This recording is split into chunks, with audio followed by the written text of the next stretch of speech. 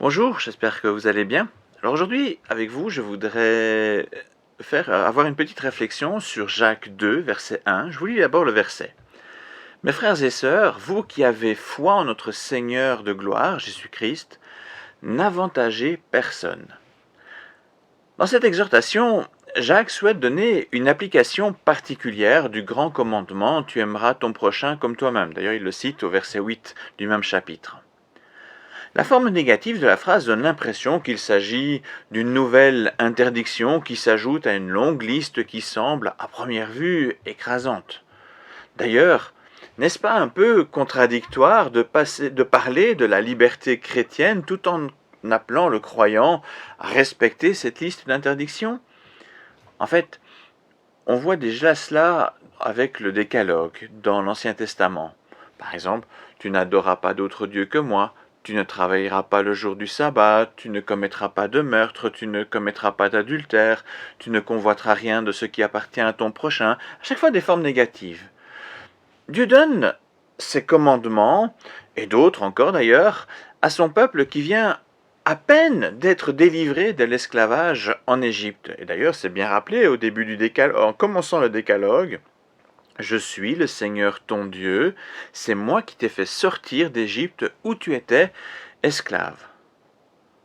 En fait, c'est précisément en raison de cette liberté nouvellement acquise que Dieu donne ses commandements dans le but de la préserver la liberté.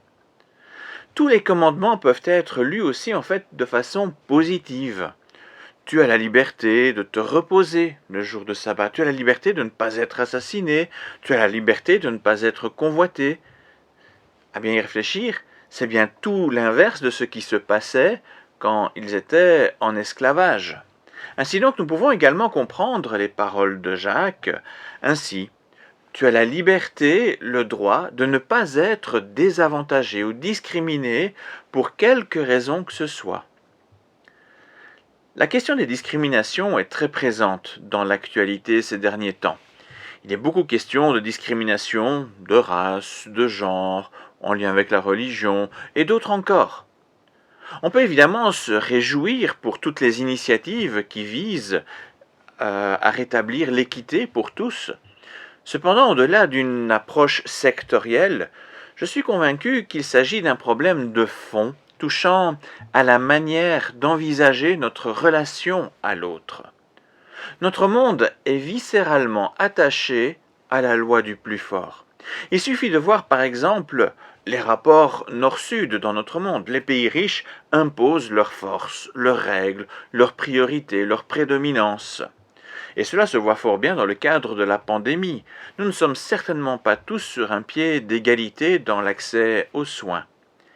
Il s'agit là d'un exemple assez typique de discrimination sur base de la richesse, de la puissance et du savoir scientifique.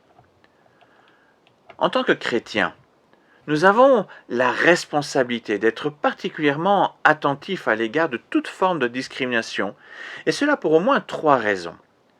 La première raison est que nous bénéficions d'une intelligence renouvelée par l'Esprit Saint, de telle sorte que notre conduite est éclairée par la loi de Dieu, une loi d'amour à l'égard du prochain. Qu'on lise la loi de Moïse, ou encore les prophètes, ou encore le Nouveau Testament, il est particulièrement frappant de constater le souci constant du plus faible, le pauvre, l'orphelin, la veuve, l'immigré, les personnes âgées, et j'en passe. Tous, à un moment donné ou un autre, nous pouvons nous retrouver dans une situation où nous sommes plus faibles. En voici quelques exemples. Déjà, quand nous sommes enfants, ou alors à l'extrémité de l'autre vie, quand on est dans un âge très avancé, ou quand nous sommes financièrement dépendants, quand nous sommes originaires d'une région défavorisée.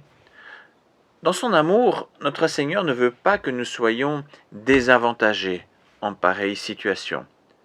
Parmi les chrétiens, il ne doit pas être question de la loi du plus fort, mais bien d'une façon de vivre les uns avec les autres, où chacun et chacune sont traités sans préjudice, considérés comme égaux et créés par Dieu avec un même amour.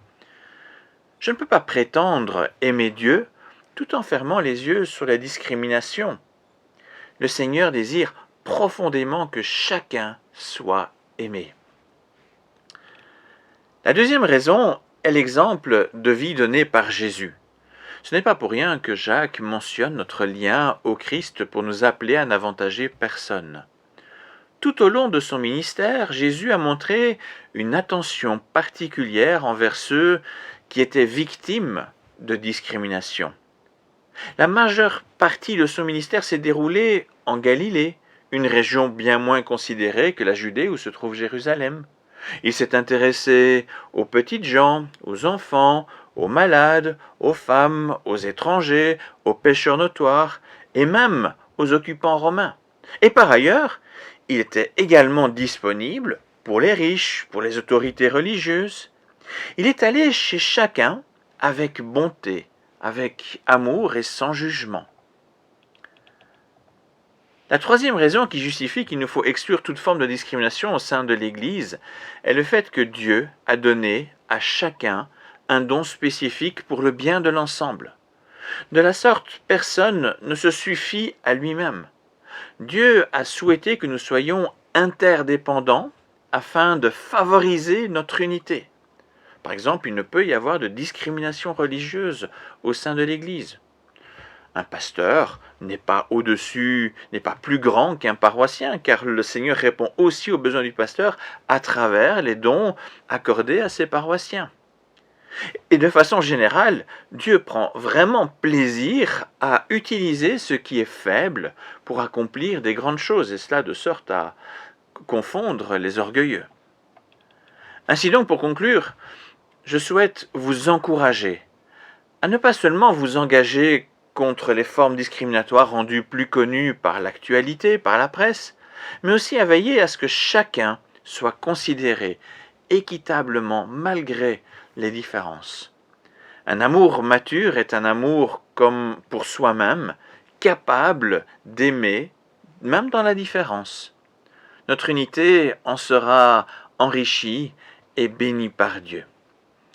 Merci pour votre écoute et à bientôt.